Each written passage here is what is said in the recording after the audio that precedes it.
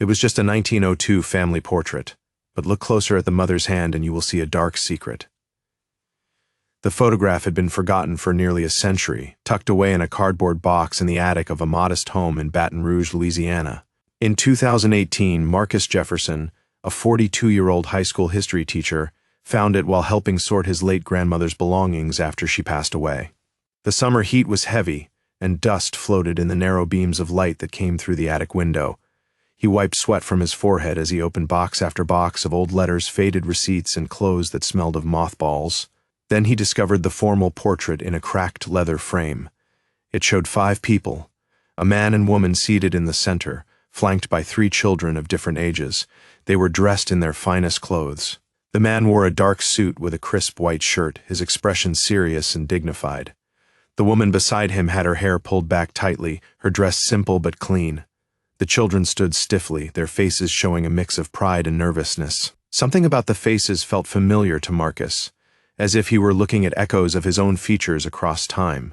He carried the photograph downstairs and placed it on the kitchen table, wiping the glass carefully with a soft cloth. As the image grew clearer, the woman's eyes seemed to look directly at him. He noticed her hands folded neatly in her lap. One hand rested over the other in a careful, almost protective way. When he leaned closer, he saw the skin on her right hand was marked with deep, uneven scars. The lines looked deliberate and repeated. Marcus felt his breath catch. What had happened to this woman, and why had she chosen to be photographed with those scars visible? That evening, he sat at the table with a magnifying glass, examining every inch of the hand. The scars were raised and textured, running across her palm and the back of her hand. They did not look like the result of an accident. His stomach turned as the meaning settled in. He had taught about slavery and Reconstruction for years, but seeing physical evidence of brutality on what might be his own ancestor's body felt completely different. It was no longer a paragraph in a textbook. It was personal. The next morning, Marcus took the photograph to his colleague, Dr. Evelyn Torres, a professor of African American history at Louisiana State University. Her office was filled with books and framed pictures of civil rights leaders. She adjusted her glasses and studied the image for a long time. "These look like scars from hard, repetitive work," she said at last. "Cotton fields, sugarcane plantations, maybe turpentine camps." But slavery ended in 1865. This photo is from 1902. So how does a black woman in the early 1900s have scars like these? She explained the system that came after the war: convict leasing. Southern states arrested black people for minor offenses, or sometimes for nothing at all, and leased them out to plantations, lumber camps, and mines. It was slavery by another name, and it was legal. Louisiana made millions from it.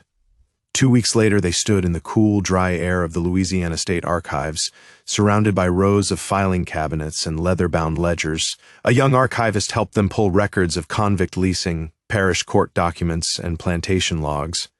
Most of the papers had never been digitized. After hours of careful searching, Evelyn suddenly sat up straight. She slid a document across the table, a convict leasing contract from 1898, issued by the Louisiana State Penitentiary. Near the bottom of a long list of names was an entry: Clara, female, approximate age 28, sentenced to 7 years for theft, leased to Beaumont Plantation and Street, James Parish. A faint note in the margin said she was released in 1901, 1 year before the photograph was taken. They drove through flat sugarcane country to the site of the old Beaumont Plantation. Little remained: a few crumbling brick structures, overgrown fields, and a historical marker that made no mention of convict leasing. The heat was stifling.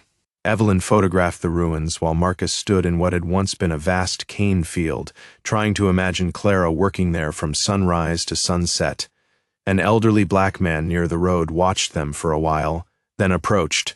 His grandfather had worked those fields as a free man, and had spoken of a woman named Clara, who survived 7 hard years, and walked out with her head high.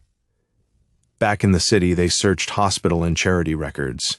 On the 4th day, Marcus found a patient intake form from October 1901. Clara, colored female, about 30 years old, admitted for treatment of infected hand wounds from labor on a sugarcane plantation, released after 5 days. Soon after, they discovered a faded receipt from a photography studio in the French Quarter, dated March 1902, recording payment from Clara and Joseph for a family portrait of 5 people. A 1900 census record finally confirmed it. Joseph, age 32, laborer; Clara, age 28, and 3 children whose ages matched the children in the photograph. They later met Rose Mitchell, a soft-spoken woman living in New Orleans who believed she was Clara and Joseph's great-great-granddaughter.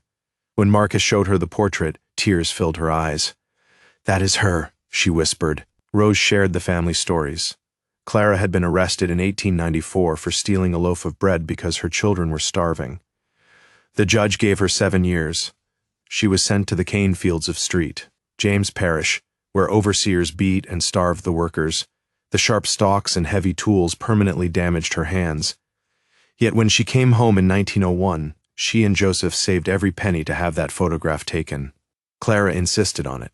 She wanted proof that they were a family with dignity, and she refused to hide her scars. "These scars are my testimony," she had told her children and grandchildren. "They are proof I survived. I am not ashamed of them." Inspired by her courage, Marcus and Evelyn decided to document the full scale of convict leasing in Louisiana. With help from students and local volunteers, they spent weeks photographing ledgers, transcribing names, and cross-checking death certificates and census records. They built a public database of more than 2,000 men, women, and children who had been trapped in the system. Many had been arrested for trivial offenses. Nearly 30% died before completing their sentences. The website they created began receiving messages from across the country, descendants who finally learned what had happened to their ancestors. The New Orleans Museum of African American History reached out with a proposal. In the fall of 2019, they opened an exhibition centered on Clara's photograph. Panels explained the convict leasing system. Interactive screens let visitors search the database. Oral histories from descendants filled the gallery. On opening night, the room was packed with historians, teachers, community members, and families. People stood quietly before the enlarged portrait, some with tears on their faces. Rose attended with her teenage grandson, who stared at the image in awe. "That's my great-great-great-grandmother," he whispered. "She's real." In the months that followed, schools across Louisiana began teaching about convict leasing. Journalists wrote about the project. Lawmakers introduced resolutions acknowledging the state's role in the system. Marcus continued teaching, but he now brought primary sources, photographs, ledgers, letters, into his classroom so students could see history as something living and urgent. One student found his own great-great-grandfather in the database and stayed after class to talk about it. "Now I can remember him," the boy said. "He's not just a name anymore." Marcus kept Clara's photograph on his desk where he could see it every day. It was no longer only a family heirloom. It was a reminder of resilience and the power of bearing witness. 2 years after finding the portrait, he returned to the state archives with a group of his high school students, teaching them how to uncover hidden histories.